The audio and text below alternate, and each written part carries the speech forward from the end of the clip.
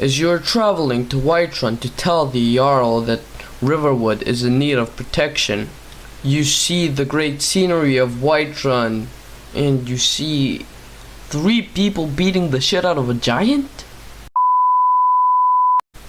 Hello, Hiovi here. Today, I'll be explaining the companions, how they came to be, and what is going on with them. So let's get on with the video. The companions can trace their origins to Ysgramor and the 500 companions. Ysgramor raised the legendary army to wage war against the Snow Elves and avenge the Night of Tears. After defeating the Snow Elves in the war, the remnants of the 500 companions went their separate ways to inhabit the unexplored lands of Tamriel.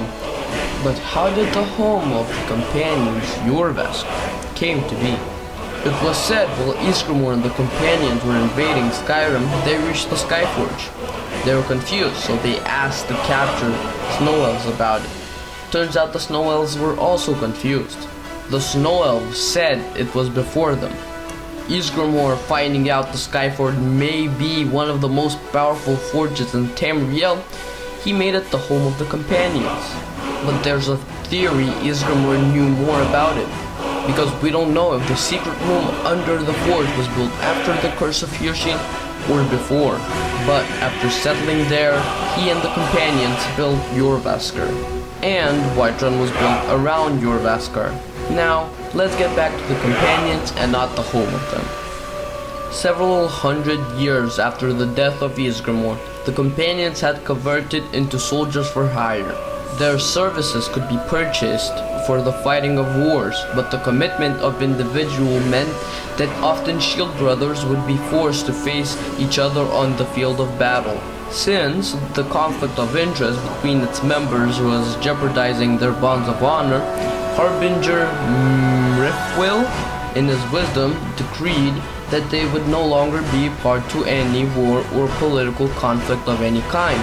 Because of his steady hand, the companions today are known as impartial arbiters of honor, in addition to their gloaties on the field of battle. By the end of the First Era, the companions have begun to do away with rigid rules of Atmoran racial purity, and recruited people of different races and walks of life to fill their ranks. After the dark periods in the late Second Era, when a string of false and dishonorable harbingers laid claim to Jorvaskr, it was Colonel Longnose who gathered the true hearts of the companions in the wilds and stormed Jorvaskr itself, killing the usurpers and returning honor through blood in the old ways. He began the tradition of trusted advisors called the Circle, who would serve as examples to the younger, newer companions. Now, what's wrong with them? They are beasts. Some time before the events of Skyrim, the Harbinger of the companions made a deal with the Moral witches to make the companions more powerful, but with a cost. Serve Hirshin even in death, making them werewolves. And as of the events of Skyrim, they are still werewolves. Now, that's where the Dragonborn comes in. After you join the companions, climb the ranks, and join the circle, that's when you become a werewolf yourself. The task was to get the heads of the Moral witches to cure the companions, but the companions were attacked by the Silver Hand, and the Harbinger was killed. Now the task is to go to Ysgramor's tomb to cure the soul of the Harbinger, Kodlak Whitemane, and send him to Sovngarde. As you walk through the dungeons, you enter a huge room of sorts, where you meet the spirit of Kodlak. As you burn the head of the witch, Kodlak's wolf comes out of him, and you have to slay the beast so Kodlak will be able to rest in Sovngarde. As he goes, he makes you the Harbinger of the companions, and that's it. But there are some mysteries that have to be uncovered, like, was the secret room below the forge always there, and if, who made it?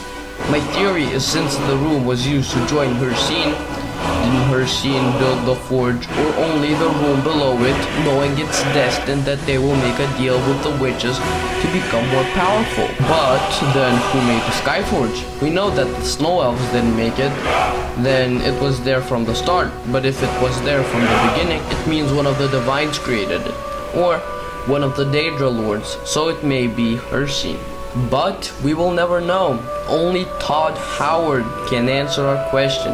And Todd Howard doesn't seem like he is talking. So let's wrap up here. Thank you guys for watching.